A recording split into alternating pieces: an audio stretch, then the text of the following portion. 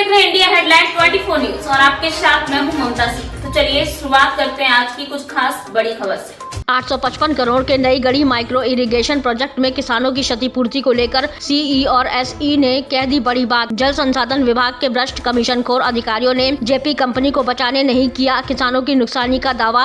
HES Mantena black listing प्रकरण में 1715 करोड़ की क्षतिपूर्ति किए जाने का किया गया था दावा। चीफ इंजीनियर गंगा बेसिन ने बताया था राष्ट्र 2 का मामला 239 करोड़ की त्योधर बहाव परियोजना में देरी की वजह से 1715 करोड़ रुपए की राष्ट्रीय अनाज उत्पादन में क्षति का किया गया था दावा। मध्य प्रदेश में बाणसागर में जुड़ी हुई सिंचाई परियोजनाओं का अंबार लगा हुआ है। अभी पिछले दिनों 9 जून को मुख्यमंत्री मध्य प्रदेश शासन शिवराज सिंह चौहान त्योधर रीवा आकर एक नई माइक्रो इरिगेशन परियोजना का शिलान्यास किया। कागजों में पिछले 2 दशक में इतनी योजनाएं आई और गई जिनका की यदि धरातल पर क्रियान्वयन हो गया होता तो यही मायने में किसान खुशहाल हो गया होता। लेकिन दुर्भाग्य है इस देश का कि यहाँ योजनाओं को कागजों पर संचालित हो जाती है लेकिन वास्तविक धरातल पर उनका लाभ आम जनता को कभी नहीं मिल पाता। रीवा जिले की 239 करोड़ रुपए की त्योधर बहाव परियोजना के भी यही हाल थे। नई गढ़ी माइक्रो इरिगेशन में हमने ये देखा कि अभी जो उसको ब्लैक लिस्ट किया गया है कंपनी को, जिस कंपनी ने इसका जेपी एसोसिएट्स ने लिया हुआ था, उसमें किसानों को अब तक कितना नुकसान हुआ उसकी क्षतिपूर्ति उसमें नहीं बताई गई, जबकि इसके पहले वाले में बताई गई थी। इसका क्या कारण है?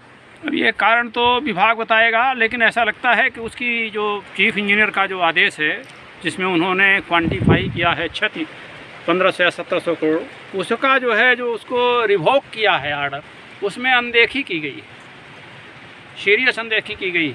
क्योंकि जो सिंचित असिंचित का अंतर है वो तो कम से कम देखें, और विलम्ब करने में जो सिंचित असिंचित का अंतर है उसकी जिम्मेदारी कहीं न कहीं तय होनी चाहिए, क्योंकि ये टर्न की टेंडर है।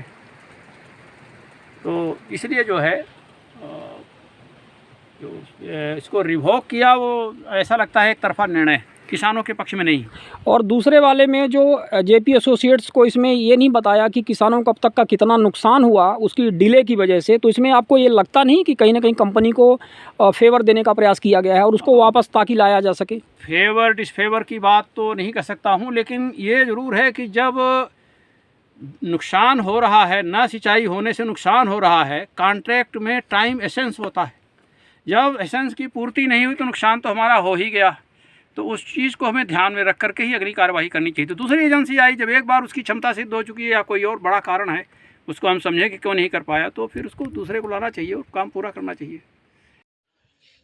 जैसा कि एचईएस कंपनी के केस में हमने ये देखा कि त्योथर बहाव परियोजना में एचईएस मेंटेना को जब ब्लैक लिस्ट किया गया तो 1715 करोड़ का हर्जाने की बात आई और उन्होंने कहा कि यह राष्ट्रद्रोह की श्रेणी में आता है। और इसके बाद उन्होंने उस कंपनी को दोबारा रीइंस्टेट कर दिया ईएनसी ने। इसके विषय में आपका क्या कहना है? देखिए, मैंने जब ब्लैक लिस्टिंग की गई थी एचईएस मेंटेना कंपनी की, तो उसमें मुख्यमंत्री द्वारा स्पष्ट रूप से अंकित किया गया था कि परियोजना के विलंब से पूर्ण होने पर किसानों का 1715 करोड़ रुपए का नुकसान हुआ और ये राष्ट्रीय क्षति है और ये राष्ट्र 2 की श्रेणी में आता है। जब एक मुख्यमंत्री जो कि शासन का एडवाइजर होता है, एडवाइजर टू द गवर्नमेंट होता है, उसके द्वारा ये बात लिखी गई, ये नई गढ़ी माइक्रो स्कीम के बारे में जब ब्लैक लिस्टिंग किया तो क्यों अंकित नहीं किया गया, लास्ट का आकलन करके क्यों इस प्रकार से ऐसा नहीं किया गया? इसके माने कि इसको भौतिक कैनाल में जो नुकसान हुआ उससे कम आकलन करके इसको इसका उल्लेख ही नहीं किया गया ताकि इनको बाद में रीइंस्टेट करने में कोई असुविधा न हो। यद्यपि एचईएस मेंटेना कंपनी को जब रजिस्ट्रेट किया गया तो उसमें प्रमुख अभियंता के द्वारा इस तथ्य का कोई संज्ञान नहीं लिया गया कि 1715 करोड़ रुपए का जो उल्लेख किया गया नुकसान का, उसकी भरपाई कौन करेगा? एजेंसी करेगी, डिपार्टमेंट करेगा? आखिर किसानों का नुकसान हुआ, इसके लिए कौन जिम्मेदार होगा? इस बिंदु पर वो मौन रहा उस आर्डर में, और उस आर्डर जैसा मौन रहना पड़ा तो इस चीज़ को ही इसमें नज़रअंदाज किया गया जानबूझ करके, ताकि हमको इसमें जो जेपी एसोसिएट्स का हमारा जो टेंडर नई गढ़ी माइक्रो का, उसको रीइंस्टेट करने में 3 महीने के अंदर हमको आसानी हो, सुविधा हो। मेरा विश्वास है कि ये ब्लैक लिस्टिंग का काम जो है केवल जनता को और किसानों को गुमराह करने के लिए है, न कि किसानों से हुए नुकसान की भरपाई का है।